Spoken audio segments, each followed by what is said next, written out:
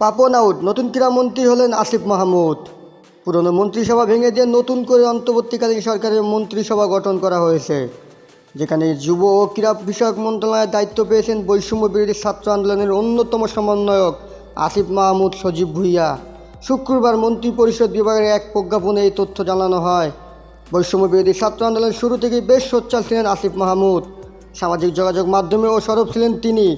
আন্দোলনকারীদের দিক নির্দেশনা দিয়েছেন তিনিও তাদের কয়েকজনের আহ্বানে সাড়া দিয়েই ক্ষমতাসীন আওয়ামী লীগ সরকারের পতন ঘটায় ছাত্র জনতা। এবার তাদের প্রতিনিধি হয়ে অন্তর্বর্তীকালীন সরকারের উপদেষ্টা হয়েছেন আসিফ। আর এবার তো দায়িত্ব পেয়েছেন যুব ও ক্রীড়া মন্ত্রণালয়ের।